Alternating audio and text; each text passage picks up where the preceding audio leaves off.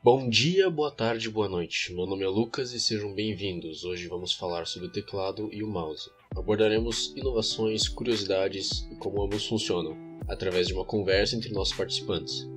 Mas antes temos de saber um pouco mais sobre a história desses dispositivos e como chegaram ao mercado. Então, vamos lá. Começando com o teclado, em 1714 houve a primeira patente relacionada à tipografia, sendo essa feita por Henry Mill com uma máquina denominada a máquina de transcrever cartas. Então, em 1867 foi lançada a Model 1, da tradicional Remington.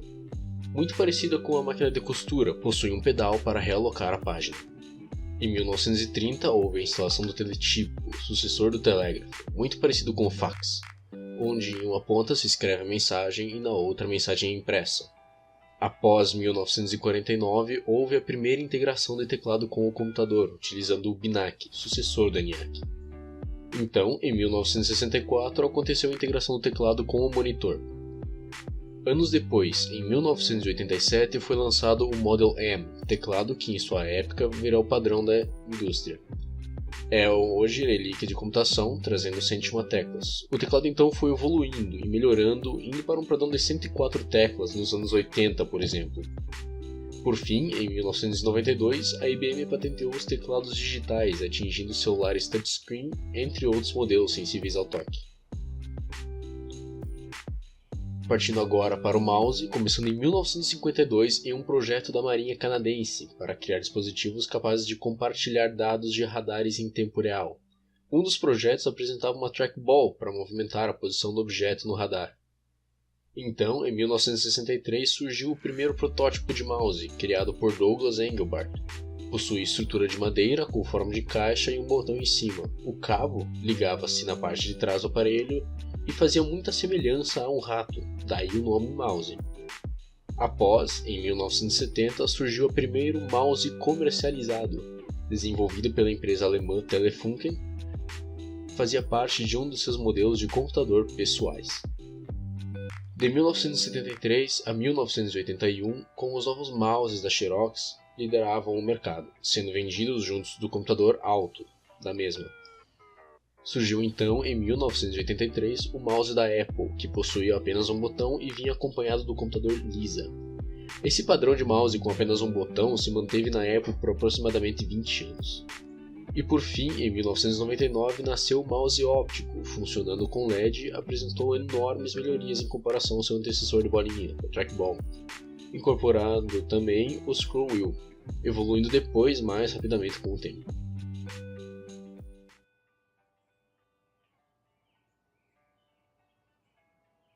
Bom, eu irei explicar um pouco sobre o funcionamento do teclado e do mouse. Primeiramente do teclado. Bom, em qualquer teclado, dentro dessa parte plástica do teclado, existem espécies de folhas que juntas irão formar a matriz do teclado. Pode ser que possua, dependendo do modelo do teclado, pode ser que possua uma, duas ou até mais folhas. Entre elas, geralmente irá ter uma peça metálica que irá separá-las, evitando assim problemas e curtos no sistema delas. Bom, o que acontece quando você pressiona uma tecla de um teclado? Por exemplo, eu estou pressionando a tecla do Windows. A partir do momento que eu pressiono ela, uma pequena corrente elétrica ela está passando no circuito logo abaixo dela. O processador do teclado então ele vai perceber, receber essas informações em sua matriz e assim a letra correspondente a qual eu estou pressionando. Basicamente o funcionamento do teclado é esse. Agora o do mouse óptico. Bom, o mouse óptico ele possui um LED embaixo dele, geralmente vermelho. E o que acontece? Esse LED ele vai ser, a luz dele vai ser refletida para fora através de um prisma, uma espécie de vidrinho que está aqui embaixo. E essa luz, ao bater na superfície que está em contato ou no seu mousepad, ela vai ser refletida novamente por uma espécie de chip fotográfico. É uma pequena bolinha preta que, se você observar, dá para ver tranquilamente a olho nu. E esse chip fotográfico ele vai tirar várias fotos em uma taxa muito alta por segundo. E ele vai então fazer uma comparação com as fotos anteriores, dando assim a posição, a direção e a velocidade do seu cursor. E assim que no caso vai funcionar quando você mexe o mouse e o cursor está mexendo no monitor também. Qual seria a diferença entre o mouse óptico e o mouse a laser? Bom, a diferença básica seria que o mouse óptico ele possui um LED embaixo que irá refletir essa luz vermelha, e o mouse a laser ele possui um infravermelho. No caso, o infravermelho possibilitaria que você tivesse uma resolução maior e uma velocidade maior. Bom, basicamente seria isso. Então agora relacionando os games, jogos, a essa história de teclados.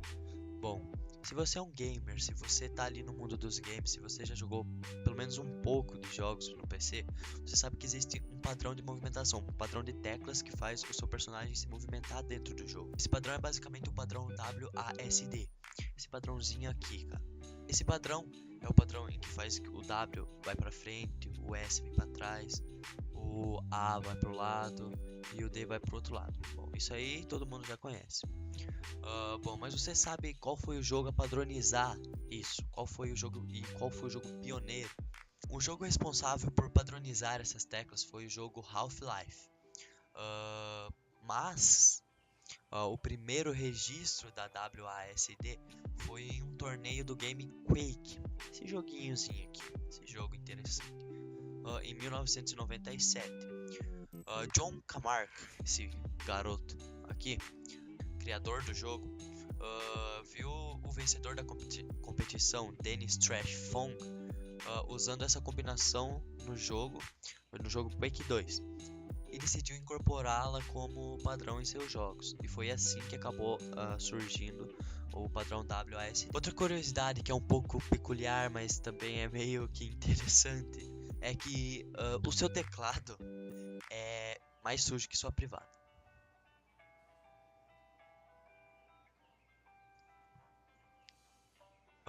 Desculpa a sinceridade até, mas é a pura verdade.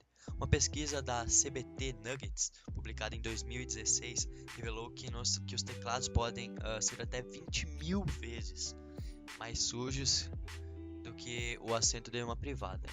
Meu amigo, você tá fazendo besteira aí nesse teclado. Na ocasião, foram analisados diversos itens de escritório, comparando-se o nível de bactérias em cada um deles. O teclado foi o segundo colocado na lista, perdendo curiosamente para o crachá eletrônico. A explicação simples é que em nossas mãos, que encostam em todos os lugares possíveis, repassam milhões de bactérias para o aparelho. Por isso é importante limpar com frequência o seu teclado, até para o bom funcionamento e etc. E até um pouco de higiene. Então, falar um pouco sobre algumas inovações nos ramos de teclado e mouse. Então, uma inovação no ramo de teclados que já existe há algum tempo, porém não foi muito explorada pela indústria, são os teclados de projeção a laser. Então, como que ele funciona? Ele é praticamente uma pequena caixinha que ele vai projetar um teclado sobre a superfície que ele tiver colocado. E você vai digitar sobre essa superfície. Então, ele é muito móvel, por assim dizer, né? Você pode colocar em qualquer superfície, sendo que ela seja plana. Se você estiver num avião, estiver num restaurante ou qualquer lugar que tem uma superfície plana, você pode colocar, ligar ele vai projetar o teclado e você pode digitar sobre ele.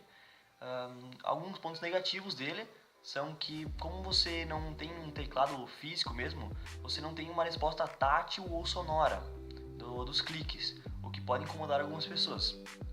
Outro ponto negativo é o tamanho, que o tamanho da projeção é pequeno ainda. Pode prejudicar se você tem as mãos grandes ou é acostumado com teclados maiores. E depois de algum tempo de digitação, os usuários costumam se sentir desconfortáveis, né? Porque você não está teclando sobre algo macio ou